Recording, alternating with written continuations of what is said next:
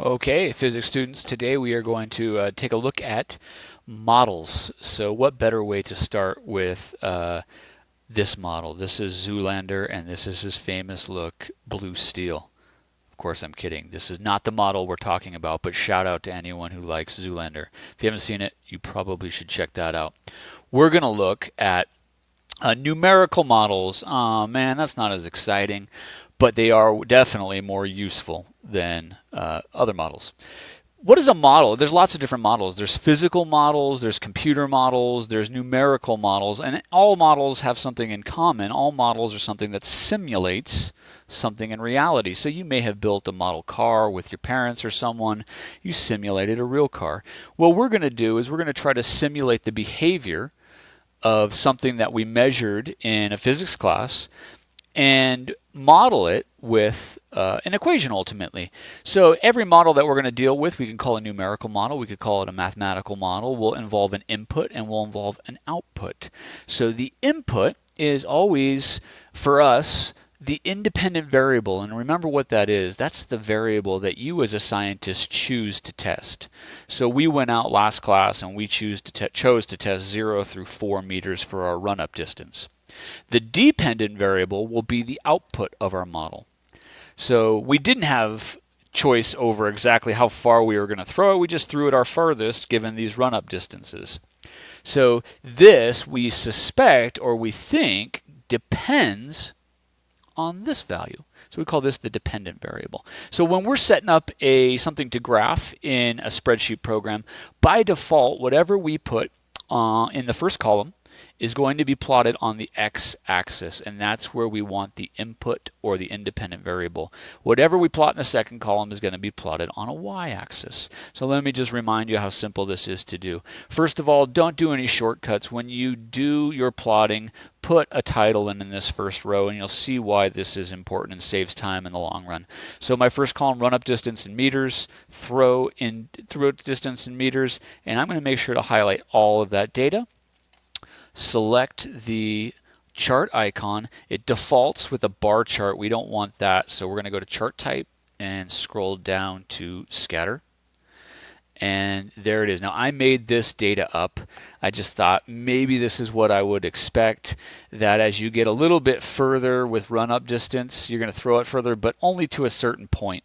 You know, you can imagine if I ran the whole football field 100 meters or something like that and then threw the ball, it's not going to go 100,000 meters or something. There's going to be sort of this plateau. I don't know whether we're going to find that data or not. It's just something I sort of thought might show up. So how I invented my data.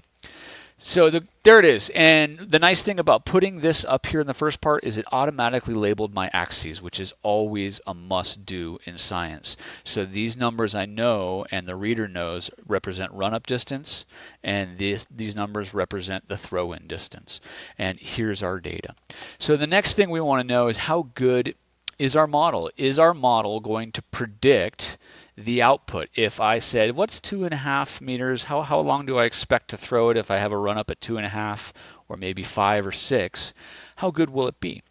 So let's figure out how we're going to do that. Often we're going to use a trend line in here. So we're going to try to fit this or match a line with a known equation to our data. That's easy to do with spreadsheets. So I'm going to hit customize, and my trend line option is going to be under series, and there it is. So I'm going to go ahead and hit trend line, and it automatically will start thinking every data you want to model as a linear line. You can imagine that there's a curve to it, so I'm going to choose, maybe I'm going to find something else and just eyeball it. So instead of linear, I'm going to go to type and click polynomial. Right? Polynomial is like x to some power. A second order would be like a square, x squared. Third order would be x to the third.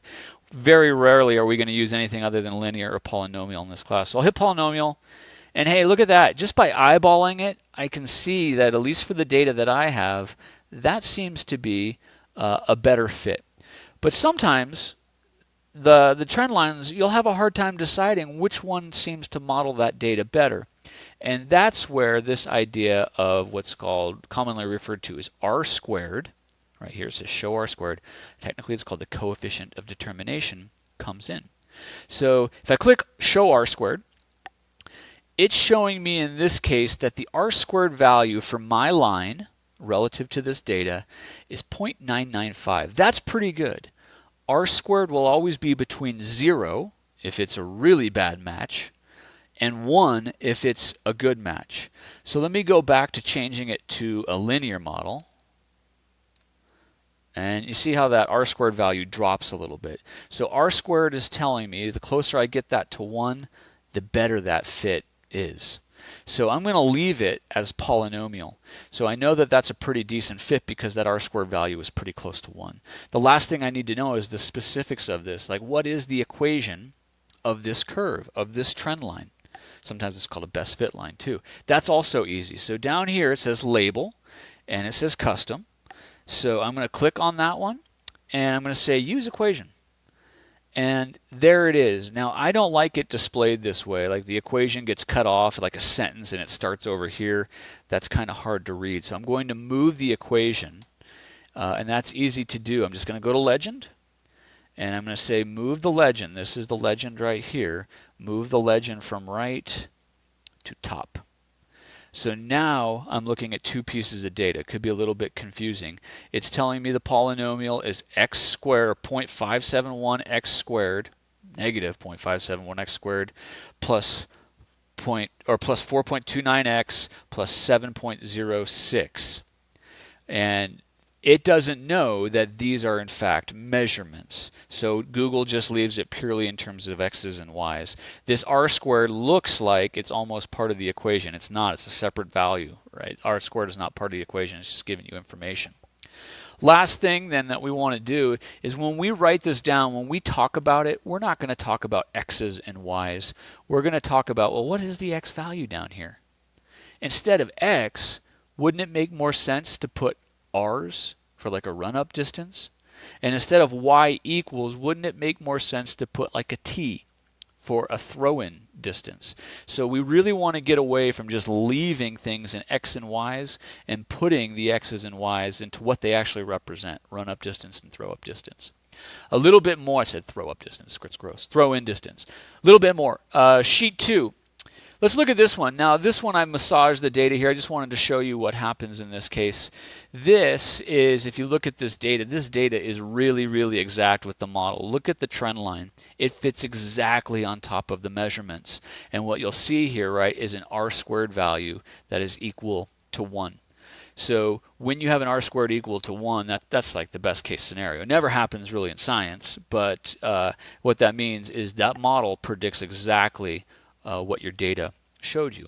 And then I'll show you kind of maybe the opposite. Here's one in this case that here's the data over here, and basically I just sort of randomly put these numbers in, so we don't expect much of a relationship, and you'll see what is the R squared value there. It's much lower. It's 0.231, so it's closer to 0, indicating that the equation here for this line really doesn't do a very good job describing or predicting those measurements. All right, so you're going to use that information and you're going to plot your data, find the R squared, find the best value, the best equation rather. Is the best equation linear or is it polynomial, and how do you know? Go to town.